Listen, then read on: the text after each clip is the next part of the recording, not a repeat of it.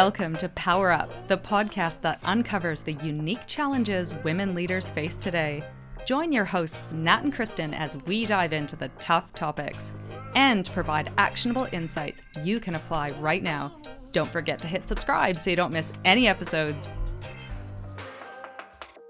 Psychologist Stephen Karpman first coined the drama triangle in 1968, which describes a dysfunctional pattern of behavior that can often occur in relationships and conflicts. And there's three roles that we should just very briefly outline. There's the victim, the villain, and the hero, and we're going to deep dive into each of those. I love this for a couple of reasons. One, it kind of helps us all realize we're all the same. Like, we all have these default responses and that they are changing, so we can jump between them. So we're not stuck in them. We're not these people. These are roles we play, and often subconsciously when we are faced with a challenging situation. So I love that because it kind of takes it away from being like, I'm this or you're that.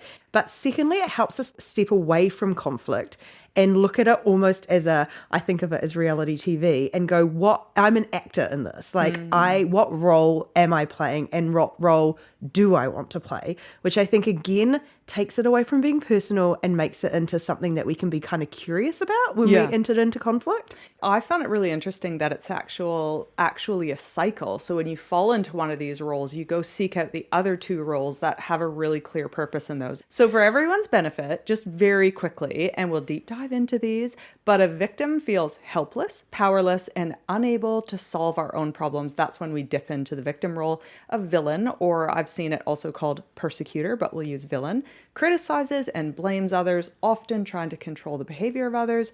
And a hero is when we find ourselves intervening to help the victim, often enabling dependency. Why should we hear about this stuff? Well, it's kind of interesting because how you described it's so easy and normal as humans, flawed humans, to fall into these roles. I think it's important to kind of recognize patterns of behavior and get curious about them. And the first thing I think is there's often, if you have a close relationship with someone, let's say a partner, you might notice a cyclical pattern of conflict. And it's like, oh gosh, this thing is rearing its head again. That's often because one of us falls into one of those roles and we don't go into kind of actual solution mode. So I think that's a reason to care.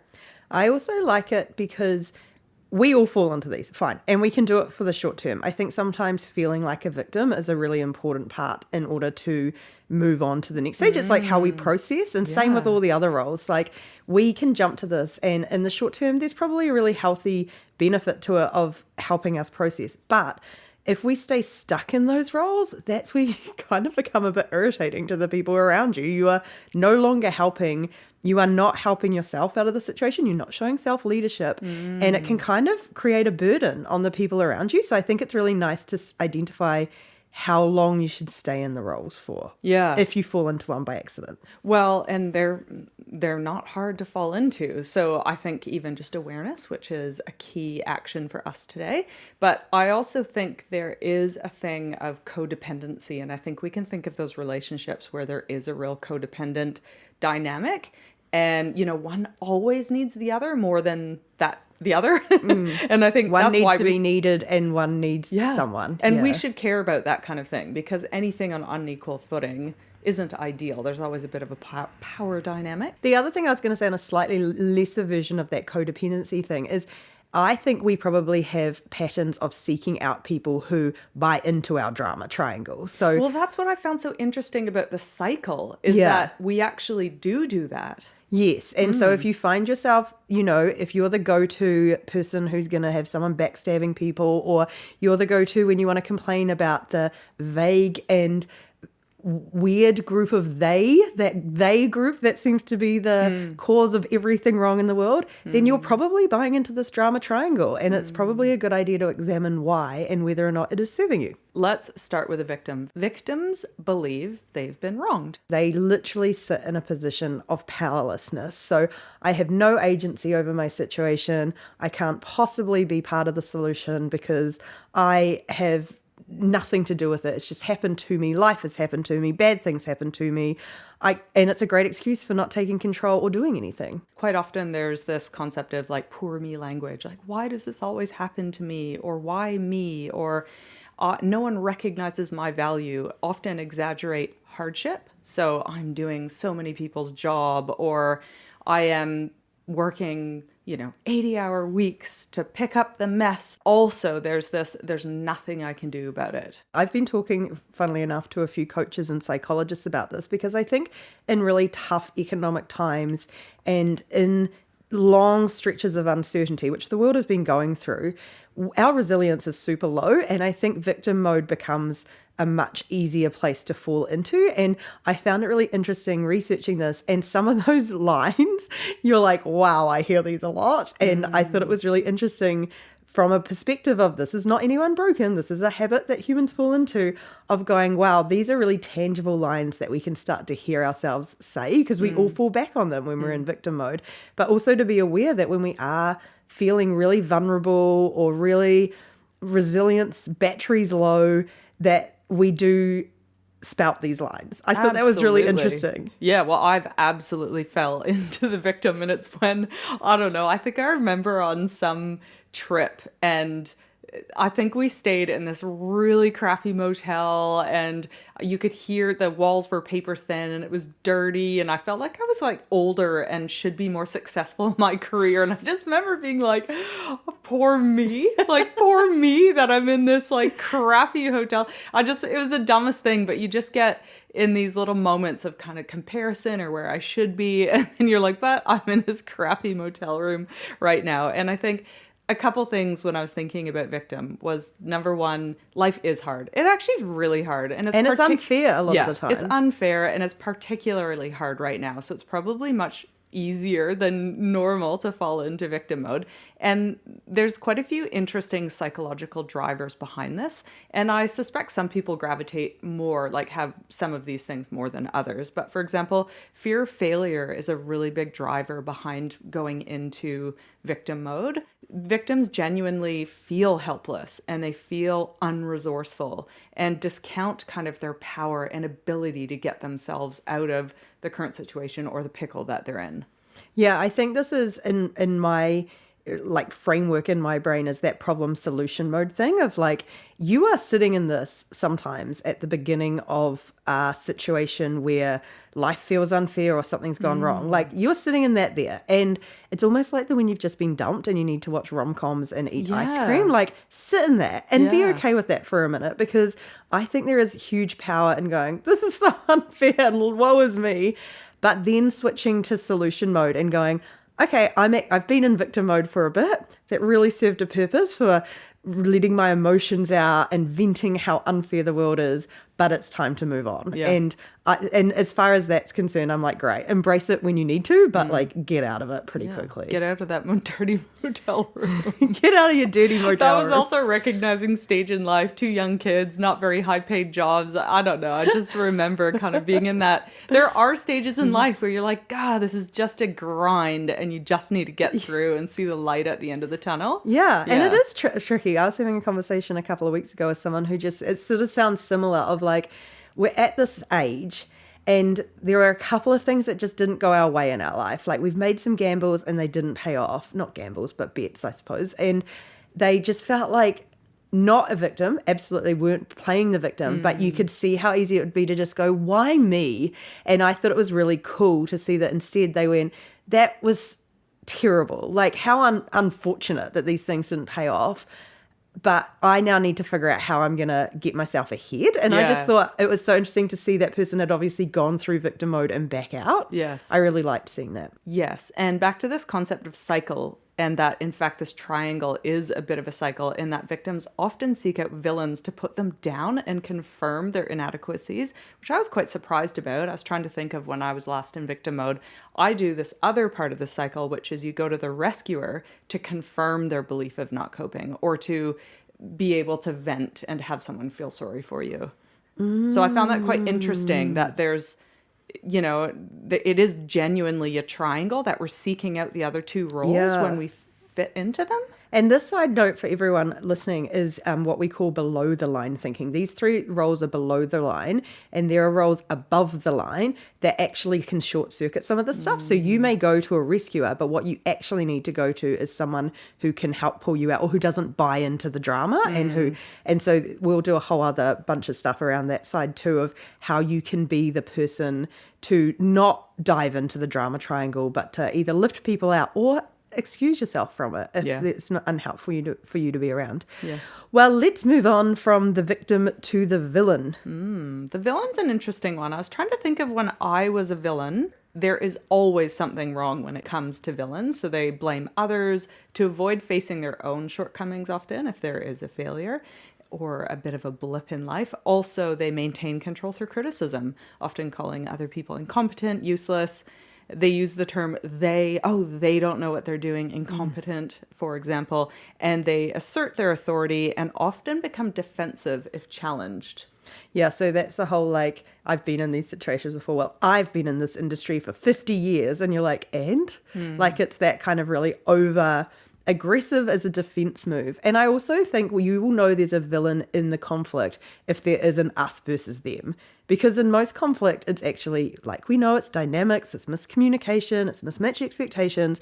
But if someone is fixated on creating an us versus them dynamic, they are playing the villain and they want to excuse themselves or blame themselves in a way that is incredibly unhelpful to solving the conflict. Yeah. The psychological drivers of this one role is quite interesting. A need to control, fear of vulnerability. That's a really interesting one, that you have some insecurity and therefore you're constantly deflecting attention onto others.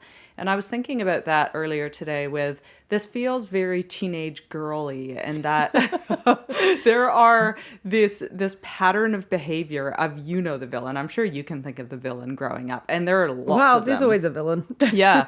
And they're the ones that are creating drama in a way. There's people that just love to create and to separate. And it's because they really fear being vulnerable and deflecting how yuck they feel. I think we all play this role. I mean, even if you talk about politics, the way we engage in politics these days is they are the bad party, this is the good party, or they are a bad politician, or most of the world at the moment is set up to drive villain behavior of there is black and white, right and wrong. And so I think even if you find yourself not in an interpersonal conflict, but in a debate around things, around ideas or concepts of different political parties, if you find yourself sort of us versus them, you are engaging in villain behavior. And this could be a really good practical way to practice thinking both things can be true, or more than one thing can be true at once, or there is often a bit of a grey patch, and practice that empathy of, like, you don't have to have a bad person for a conflict to exist or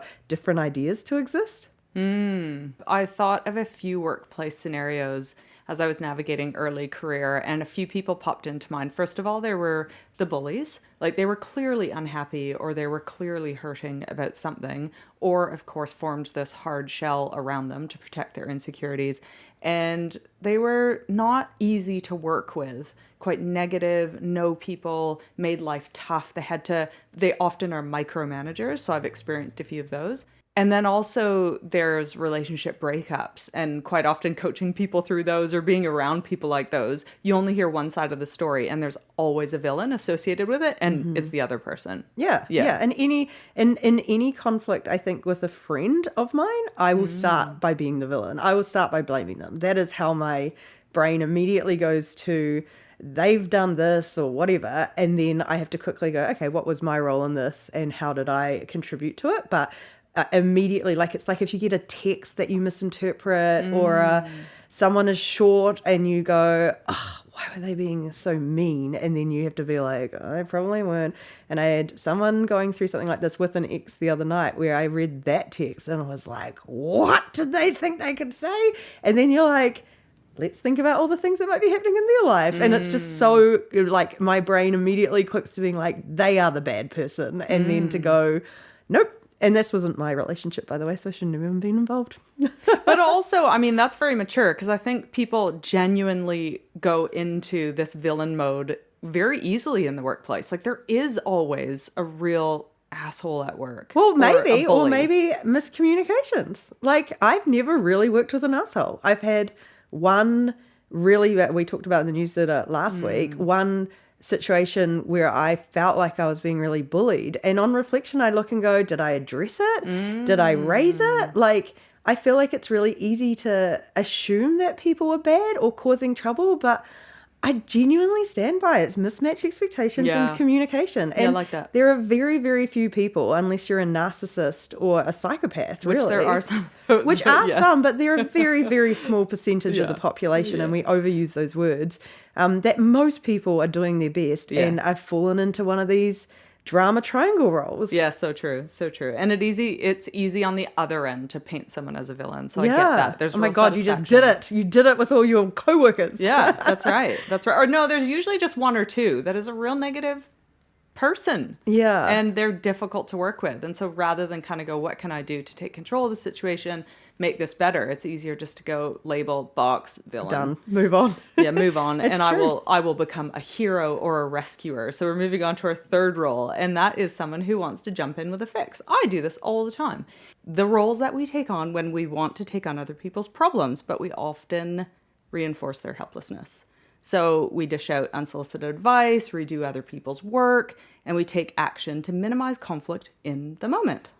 Yeah. And this is a challenging one. I think this one's challenging because being helpful is helpful. Like, there are Yeah. ways you can really be a coach, an advisor, a positive impact on other people's lives. The nuance here is that heroes are doing it for the external validation. Yes. They are doing it because they want to be seen as the superhero in the cape, or they get identity as related to that. Or they are they want to be seen as helpful, or they want to be the knight in shining armor. And a lot of these roles are also subconscious. So you're not like going in being like, here I am, the superhero, but that is your motivation when you are jumping in and solving people's problems, rather than I see a solution to this, Yes. or I can play a role and this is a purely selfless thing. Yeah. And so that's why this group often jumps to solution mode really quickly. They want their idea to solve the problem, because then they get that identity kick of being the problem solver. And that means often they jump to that mode really quickly, Yeah. which often doesn't end up solving anything. Yeah, no, that's right. And there's this real sense to feel needed. And it's so interesting because I would say the biggest gray area, which can quickly flip into it being a normal, healthy relationship versus the hero mode, is actually being a parent. And I kind of thought it's probably the same being a daughter and a sister, like that real emotional family connection. And your job is to support one another, right? And particularly with kids, it's raising and guiding them. And quite often they are helpless as you raise them. And so there's this, every time they gain a new skill or an ability, you have to step back and no longer solve that thing. Like, you go from tying their shoes to having them tie their shoes. And every day there's a new thing that they can do that you can no longer help them do. But I suppose if you're doing it when it's out of its due date, like well past the time of being helpful with your kid, then you're being a hero as opposed to having them help themselves. Do you know what I mean? Like, this I think huge gray area. You're articulating the motivational difference. If you are the hero, you will keep doing that for your kids because you want the external validation of being helpful. Yes. If you are being helpful, you are looking at what your child actually needs in that situation and delivering that. So, Well, and quite often it's so much easier to be the hero as well. it is. Oh Well, my and in a conflict at work, if you're the one who people can come to with all their problems and you help them out and you know they come to you and you're getting a real kick out of that, you are creating a dynamic where people will become helpless Yes. because they need you. Yeah. And if you instead go, what do they need in this situation? And it might be a gentle pushback to go and sort it out on their own. Yeah. You are no longer in hero mode. You are actually helping. Yeah. But isn't it interesting that to get yourself out of hero mode, it's often quite painful and takes more time to do that? Like actually teaching people how to fish than to fish on their behalf? Well, it depends. Maybe you are a hero because I think it depends on your motivation. Like, Yeah. if you are truly trying to help people, it's easier to help them. Yeah. But if you want them to think you're amazing, then it's really hard to move out of that. Yeah. Interesting, eh? It is like, and I think what's funny with all of these is they are all on the surface true at different times. Like sometimes you are wronged and you are a victim, and that's awful. Yeah. And sometimes someone has done something rightly or wrongly who has offended you or who has wronged you in a way or overlooked you, or and they are the villain. And then in other cases it is, you get the sense of like that really fine line between, am I helping or am I trying to prove to myself that I'm helpful or get other people to think that I'm helpful? Yeah. And so I think that's what's so fabulous about these three roles, is it gives us a framework to go, am I sitting in a really positive, forward-thinking mindset here, or am I like that above below the line, going below the line and adding to drama because I have accidental, unconscious motivations to get something personal benefit out of it. Yeah, which is, again, very common. Well, what action do we want people to take?